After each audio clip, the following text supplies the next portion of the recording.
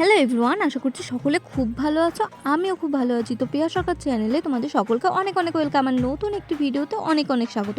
তো কি দেখছো এখানে আমি এত বেলুন কেন ফুলিয়েছি বলো তো? আজকে হচ্ছে আমার একটা স্পেশাল মানুষের জন্মদিন, আর স্পেশালভাবে করবো তার জন্য একটু বেলুন টেলুন সাজিয়ে নিয়েছিলাম। আর এখানে বেশ সাজানোর প্রস্তুতি নিচ্ছিলাম, কীভাবে কী করা যায় সেটাই ভাবছিলাম। যদিও আজকে করার ইচ্ছা ছিল না, কিন্তু তার আজকে জন্মদিন, ভেবেছিলাম তাকে একটু ভালো করে সারপ্রাইজ দেবো। আজকে না, মানে অন্য দিন দেবো, একটু জন্মদিনের পরেই সারপ্রাইজ দেবো। তার বাড়িতে অনুষ্ঠান ছিল, তাই ভাবছিলাম সে হয়তো আসতে পারবে না বা এরকম কিছু, কিন্তু সে আসবে বলেছে, তাই আমার বাড়িটাই বেশ সুন্দর করে সাজিয়েছিলাম। তো কার জন্মদিন তোমরা কি গেস করতে পারছো? অবশ্যই পারছো না। তো চলো ভিডিওটা স্কিপ না করে কিন্তু দেখতেই থাকো। আর এই দেখো, আমি কিন্তু তার নামটাও লিখছি বেশ সুন্দর করে। যাকে সারপ্রাইজ দেবো তার যদি মনেই না ধরে তাহলে কেমন একটা লাগে। তো যেটুকু ছিল, যা ছিল তার মধ্যে দিয়ে একটু চেষ্টা করছিলাম একটু অন্যরকম কিছু করার। আর এই দেখো আমার স্পেশাল মানুষটার নাম। তো স্পেশাল মানুষটার নাম দেখে বুঝতেই পারছো কার জন্মদিন হতে চলেছে।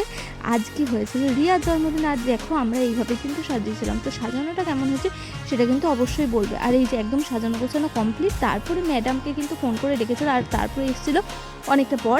আর এই যে লাইট অফ করে সারপ্রাইজ দিয়েছিল, ওনার তো একবারে খুশিতে আত্মহারা হয়ে গেছিলো। যার জন্য এত কিছু করলাম, তার এই খুশিটা দেখার জন্য আমরা অপেক্ষা করছিলাম।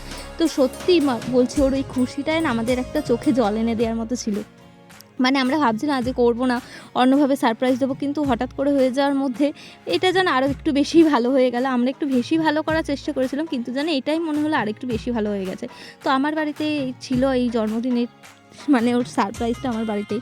তো এই যে এখানে আমরা সকলে মিলে ওর জন্য বেশ সাজিয়েছিলাম, এখানে সকলে বেশ কৃতিত্ব, সবাই মিলে ওকে সারপ্রাইজ দিয়েছি। এই যে ম্যাডাম অবশেষে এগুলো দেখে খুব খুশি, আর অবশেষে কেকটা কাটলো। এই যে ম্যাডাম তো একবারে খুশিতে, ওর মুখ চোখ দেখেই বুঝতে পারবে ও কতটা খুশি হয়েছে। তো এখানে আমরা বেশ মজা করে কাটিয়েছি ওর জন্মদিনটা। আর তোমাদের কিন্তু সাজানোটা কেমন লেগেছে অবশ্যই বলবে। ওর জন্মদিনটা আমাদের একটু অন্যরকমভাবে করার ইচ্ছে ছিল সত্যি বলতে, কিন্তু সত্যি আমার বাড়িতে আসাতে যেন আরও বেশি ভালো লাগলো। এটা আশাই করিনি, কিন্তু আশার বাইরেও দেখবে অনেক অনেক জিনিস না, মানে যেটা চাইবে তার থেকেও যেন আরও বেশি ভালো হয়ে যায়। এটা একটা অন্যরকম, মানে কি বলবো, একটা অন্যরকম কিছু। আর ও বারবার আমাদেরকে কতবার যে থ্যাংক ইউ বলেছে এটা আর বলার কথা না। আর এই যে এখানে স্প্রে ছুটছিল, আর সুকেশবাবুর গিয়ে লেগেছে একদম কিন্তু নাকে পুরো ডুবলু হয়ে গেছিলো। তো ওকে খুশি করছিল। আর দেখো আমার স্প্রেটা অবশেষে আমার ঘরে ছিল, কিন্তু এটা ঠান্ডায় জমে গেছে আর বেরোচ্ছিলই না। তো ম্যাডামকে কিন্তু এই যে এবার সুকেশ গিফট দিল। আমি এখনও ম্যাডামকে কিছু দিইনি, দেবো, অবশ্যই দেবো সেটা পরে তোমাদের সাথেও শেয়ার করবো। তো ম্যাডামকে গিফটটা দিয়েছিলো, আর সুকেশ বলছিল খুলতে না, বাড়ি নিয়ে যেতে। তো আমরা কেন হতে দেবো, ওকে যে গিফটটা দিয়েছে সেটা দেখাতে হবে না বলো?